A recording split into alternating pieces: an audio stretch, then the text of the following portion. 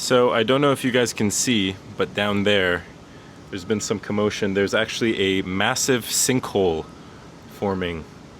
So let's see how that works out. How we doing, guys? I'm really enjoying making these videos, and I feel like I got a good one for you guys today. It's a beautiful day outside, a little bit hot. Got some iced coffee. Today we're going to be talking about Emerson. So I showed this book before. I've been reading this over the last month maybe, and it's a collection of Ralph Waldo Emerson's essays, lectures, poems. He's one of my favorite writers, one of my favorite thinkers. And there's one work of his, and it's the work that we're going to discuss today. It's titled Pray Without Ceasing. And I did do a little bit of homework. I do have a few notes to get through.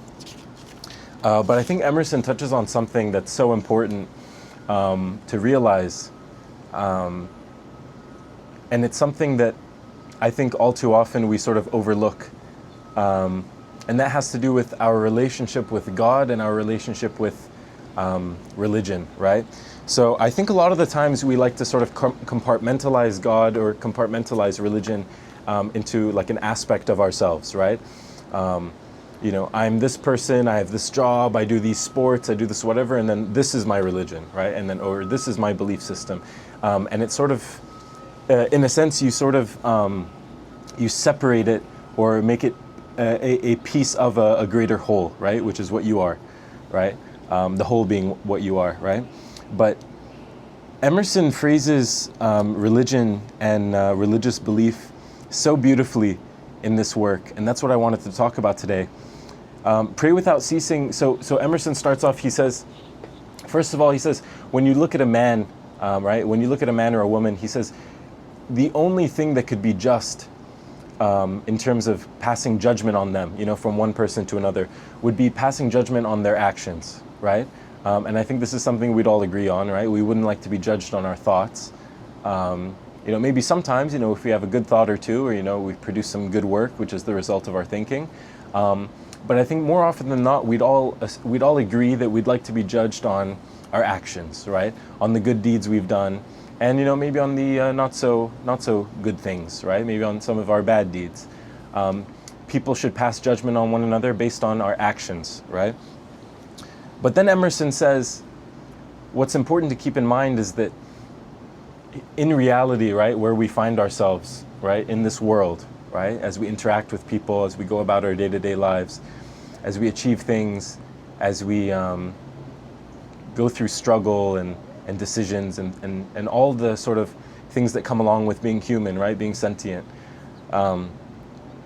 we discover that there's two realms, or there's two real worlds of existence, right? There's the material world, and then there's the spiritual world, right? And they're distinct in that the spiritual world exists within yourself. It's sort of innate, and it's born within every man and woman when they're, when they enter into the world. The spiritual world is something that you can't necessarily reach out and touch, but it's something that's so palpable, it's so intangibly tangible that, it's hard to doubt that it exists, right? Even, some will argue, some, I guess, less spiritually inclined people will argue that it's no more than, let's say, a societal construct or a social construct, but nevertheless, a construct still exists, right? But then Emerson sort of plays around with these two ideas, and he says that if we're to judge men and women on their actions, right, not their thoughts, and then we're to take into account that there's two sort of realms of being, right? There's the material world and the spiritual world. And if we're to go one step further and to assign more value, right, to the spiritual world, because almost definitely, right, we can see that the spiritual world has more more value and more long-lasting life and sort of truth in it than the material world, because we can see material things around us decay, right? We can see trees age and die. We can see animals age and die. People, we can see buildings erode. We can see, cars break down. So almost definitely we can assign sort of more permanence, more legitimacy, and more sort of importance or persistence to the spiritual world, right? Now, if you guys are following, right, we have judge men on their actions, not their thoughts. We have two realms of being, and then we have assigned more value to the spiritual realm of being, right? But then Emerson says, if we carry this thought forward, right, we start to realize that our actions are a reflection of our thoughts, right? And our thoughts originate from our spiritual being, right? Therefore, we can say that every thought we have, in a sense, is a form of prayer. It's a form of meditation. It's a form of conversing with, this thin blue line of truth that exists. And I've still been meaning to make the video on Moby Dick, but it's what all of these great works of art sort of hint at, which is that there's this immaterial truth, or this immaterial. It's what Plato talks about, right, in his theory of forms. There's this immaterial, true reality, right, that exists and that sort of we are all tethered to internally and spiritually. And the way we sort of coalesce and the way that we sort of interact with this immaterial world generates, whether it generates our thoughts or our thoughts generate it, right? There's two schools of thought on that, right? But they're connected. And the way in which we sort of reflect our thoughts, or the way in which we act upon our thoughts, results in our actions, right? If we say that every thought is a prayer, right? Emerson also so beautifully puts it. He says that every thought you have is a prayer, and therefore every house is a place of worship, and every street corner is a place to confide in God and to reach out to God and to ask for mercy and forgiveness, or help and assistance and aid, right? He says that the way in which you think and the way in which you construct thoughts and the way in which you sort of construct beliefs about yourself, regarding your actions, the type of person you are, the type of things you'd like to achieve, right? All of those trickle down into your actions, and therefore are the things by which other material beings, right, or semi-material beings will judge you by, right? And there's a beautiful quote, actually. So Emerson carries it forward again, right? And he says that the way to think about this is that God and the spiritual realm, right? God doesn't necessarily observe your actions, as a third party, but it's sort of through God and through the spiritual realm that you carry out those actions in the first place, right? So I think the best way to put this, there's this beautiful quote by C.S. Lewis. He's an amazing sort of fantasy writer, right? I'd put him in the same bracket as Tolkien. He's the writer of the Narnia books. And Lewis says, I have this written down. Lewis says, this is so beautiful. Lewis says, I believe in God as I believe that the sun has risen, not only because I see it, but because by it, I see everything else. And I think that quote, if you put it sort of in dialogue with what Emerson's trying to get at, it's that spirituality and your closeness to God and your connection to God isn't something that should be compartmentalized, right? It's not something that's, an aspect or an inner department of yourself, but it is your whole self, right? I think some of us are more privy to this, and some of us are perhaps more disconnected from this reality, right? That sort of the spiritual realm exists within you, and that you are, an agent of God, and that God has, Emerson says that God has furnished you with, a healthy body and a healthy mind, and the ability to go out and, and conquer and take over and do righteous acts and do good deeds. In a sense, God has given you your body and mind so that you may, work to do good and to so that you're able to strive for goodness in a sense, right? And just thinking about that, it's such a beautiful. I really found this to be such a beautiful essay, because when you start framing your daily actions, right, the small things in your life, right, how you interact with people, the choices that you make at work, at university, with your friends, with your family, with your loved ones, with your spouse, with your children. When you frame things in a way where you've been furnished with body and mind so that you can sort of make tangible the intangible, right? When you can sort of reach out and touch the material world in a way that your immaterial self wants to, it sort of gives you this deeper appreciation, right, for life and the things around you. And God, it's just so beautiful. I really think this is one of Emerson's greatest essays. It's one that I've read a few times now, and I think it's something so important that that all of us should consider and think of, right? Because if we are to judge people based on their actions, and their actions are a reflection of their thoughts, and their thoughts, with each thought, that's why I believe that's why he's titled it, Pray Without Ceasing, is that every nagging thought that you have, every incessant opinion within you is a form of prayer. And that spiritual and immaterial side is so deeply woven into the material and sort of physical world. It really frames things in such a beautiful way. Emerson, though, we can go back to the book here a little bit, because there's one section that I have highlighted. Emerson does tell us to beware. So he does say that,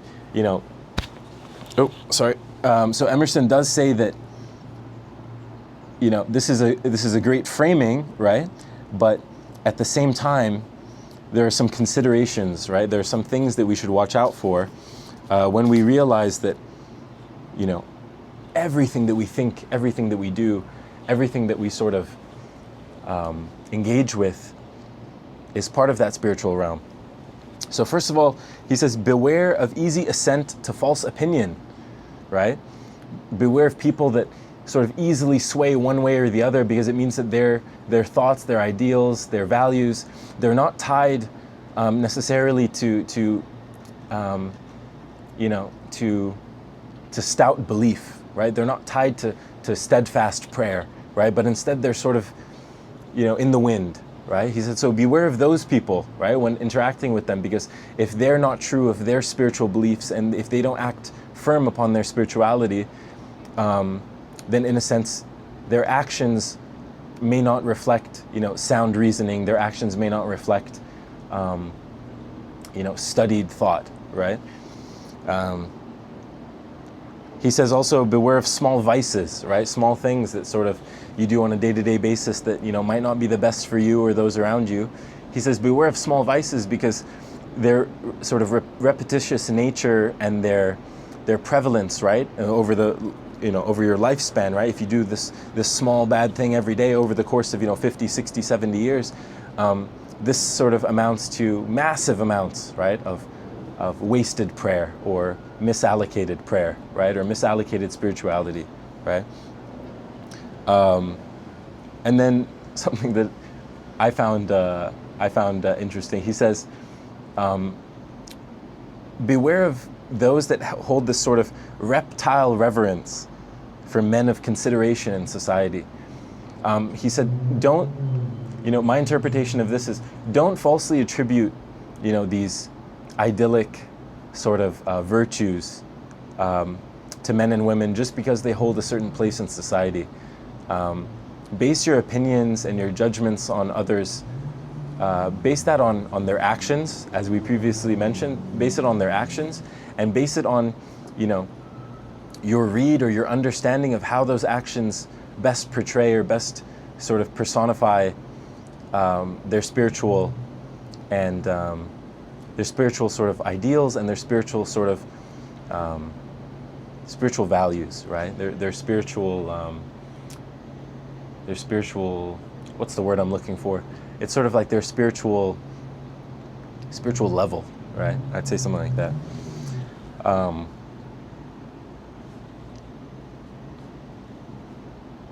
Another interesting point I wanted to bring up, I have this highlighted. There's a passage in the Bible, I'll put it down here, that I find very, very interesting, very reassuring, right? And Emerson sort of, I'm assuming that this is sort of inspired by that, but Emerson says, "Don't despair that your present daily lot is lowly, nor succumb to the shallow understanding or ill example of men whose worldly lot is higher. Be not deceived, for what is the past? It is nothing worth." So I think that touches on two things, and I think I want to end the video after I address these points. But first of all, don't ever look at what's on someone else's plate, right? You never know sort of the storyline or, the narrative that God has laid out for you, right? We all sort of operate on God's timing, and because of that, some of us are blessed with things earlier, some later, some not at all, some with plenty, some with, some with just a few. Don't sort of have your eyes on other people's plates and sort of concern yourself only with the lot that's been given to you. But Emerson takes it further, and he says also, if you look at the things that people have achieved, right, past tense, or the things that people have, right, meaning that, they're already in possession, they've already possessed these things, again, past tense. These things that you see in the world around you, these are things that have already happened, right? These are things things of the past, that have already been doled out, right? Provisions that have already been doled out.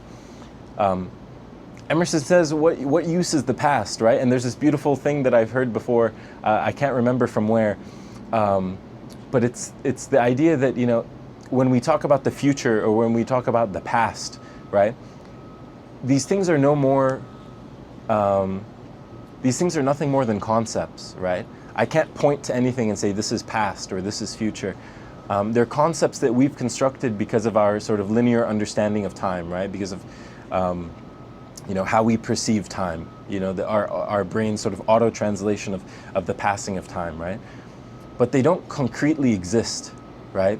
Things have happened and things will happen, but the only thing that really does materially exist is the current moment, right? When you're watching this video, my speech has already been said, right? I've already recorded this past tense. I've already uploaded past tense. But it's reaching you now, right, in the current moment. And this current moment and what you do with it is the only thing that we sort of have a grasp upon. It's the only thing that sort of matters.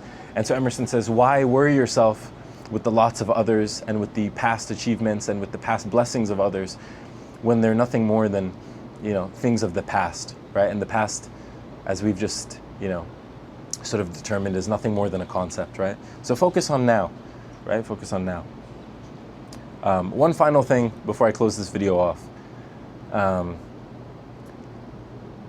In addition to the warnings, in addition to the framing that Emerson provides, Emerson sort of leaves us in this essay with a sort of final piece of advice, right? And he says, now that you know this, right? Now that you've been gifted this new perception of reality, right? This new perception of how the world and how your immaterial spiritual self and your material physical self manifest within one another, right? Now that you understand this, he says, be careful. And he says, make sure that if you set out to do well, and if you set out to do good, and if you set out to honor that which has been bestowed upon you, right, from God, honor your body, your mind, your spirit. Before you do that, ensure that you've cleansed your mind, and ensure that you've cleansed your thoughts. And ensure that whatever you sort of partake upon, whatever you set out to do, ensure that your intention is pure, right? Ensure that you're doing so with pure intention, clean heart, clean body, clean mind. And then you can sort of sit back and wait for the blessings to arrive. I think that's all for today. Thank you so much for joining me, guys. We have a lot of new subscribers to the channel now, so welcome everyone. I hope to keep posting these videos I'm really enjoying this so far. Thank you so much, and please let me know what you guys thought in the comments. Have you guys read any of Emerson? Let me know, and any recommendations for future videos. Thank you so much, and take care.